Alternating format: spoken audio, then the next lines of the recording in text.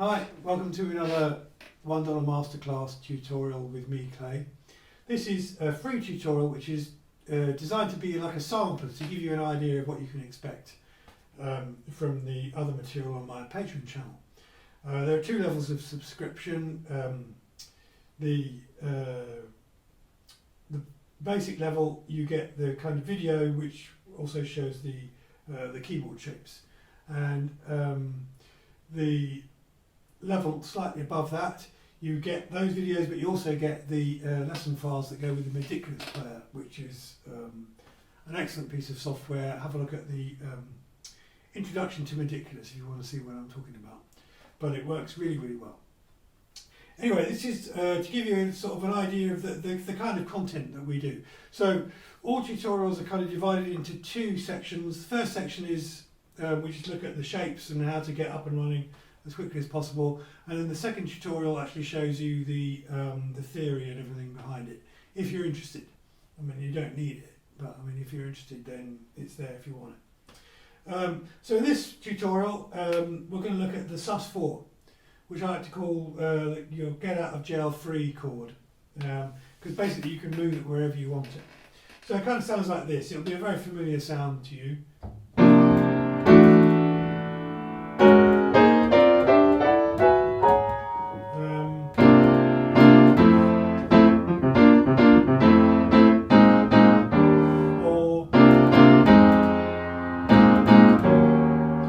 So we can go from the sus4 to minor chord or a major chord, and because it's got no third, again, we're not really going to get into like the theory in this particular video, but because it's got no third, we can move it around wherever we like. So we can do this with it. We can do.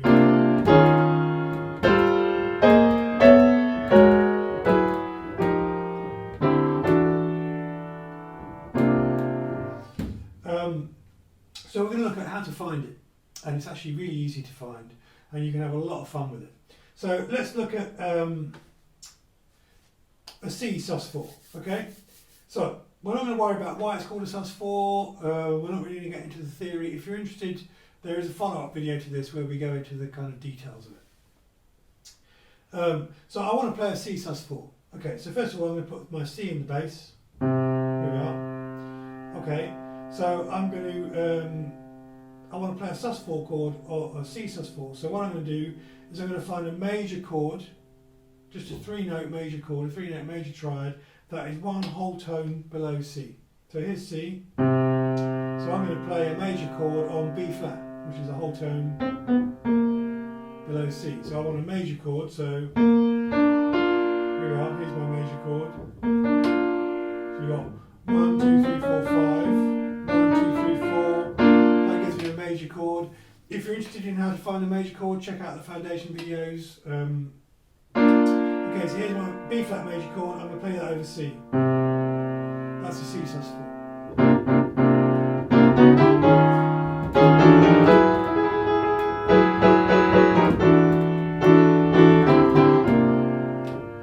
Okay, so the sus4 chord often functions like a chord 5, so it kind of wants to pull us back to chord 1.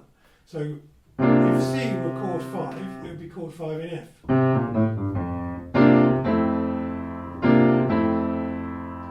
Or F minor. Doesn't matter. Because the sus4 doesn't have a third, it doesn't matter whether it's major or minor, we can do either. And we've heard it so many times in so many tunes. Mini Ripperton, Chic, it doesn't matter. It's so many uses. Okay, so let's look at. So we've got this shape here. This is a really useful shape. There's another really useful shape we can use, which is basically we take this shape, we just take this F, put it down here.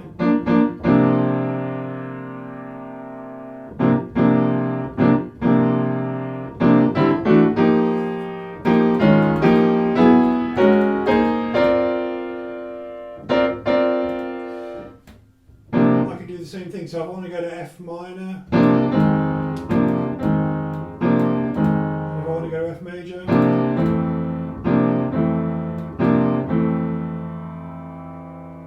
okay, I'm going to pick another one now. So let's go back to our first shape. So we're looking at two basic shapes. We're looking at this basically, which is B flat over C, or we take the F and we put that down here. We can still put it B flat over C. We're not. We're going to put it C sus4. So basically, this we just think of this major chord here. We can just move it around. We can actually move it up to here. That shape doesn't work quite as well. So we really only want to use these two shapes. In order to find it in the first place, the easiest way to find it in the first place is we say, let's say I want A flat sus4. Okay, so here's my A flat. I want a major triad, a major 3-note chord that is one tone below A flat, and I'm going to put it up here. So here's my A flat. So I'm going to go down one whole tone. I'm going to build a major triad on that. Here it is. If I move that up, you can see it's the same.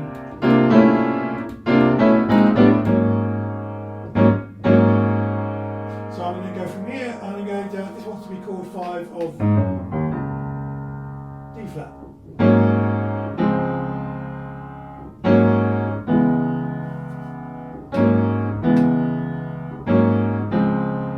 And again, it doesn't matter whether I go to D flat minor or D flat major. Okay, so what I'm going to do is I'm going to take, there's a reason for picking these two keys. So I'm going to take this shape. So here's my C sus, which is going to pull me to F minor. I'm going to say F minor. Could be F major, but in this case I'm going to say F minor. And here I'm going to take my other sus4 shape, which is this one. I'm going to put that over D flat major. Sus4 to major, and here I'm going sus4 to minor. And I'm using my two types of sus4 shapes, and they lead me automatically to the second chord of the two. So we're doing sus4, C sus to F minor. These notes move parallel. That gives us our minor. If we go to our major, they don't move quite as much. So instead of going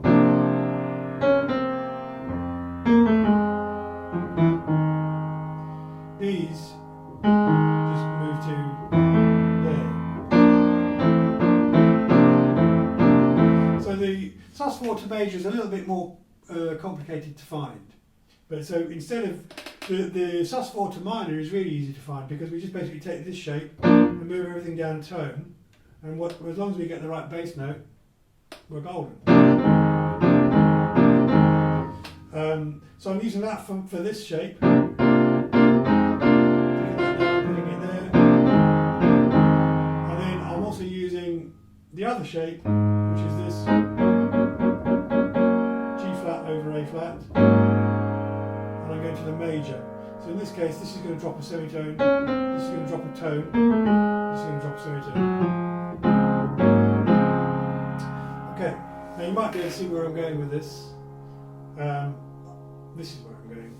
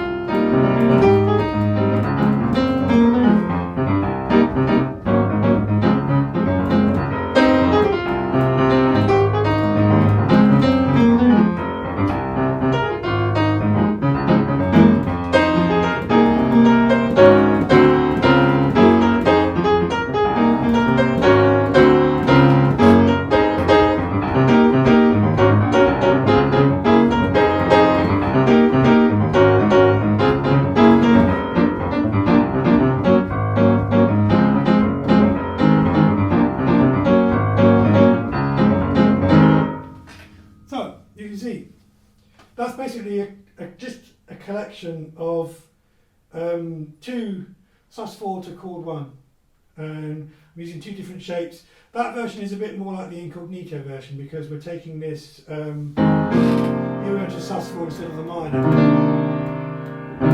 In the original Ronnie Law's version it went to C minor, but I think the incognito Jocelyn Brown version kind of works better with that sus4 there, and also makes it a lot easier to play. So you can see how versatile this is. You can, if you download the Midiculous player, which is free, you'll be able to use this lesson, and you can speed it up, slow it down. If you wanted to see this chord progression in a different key, you can just change the pitch. So you can play always there in any key that you like. Hope that gives you something to think about. And thanks for watching. Bye.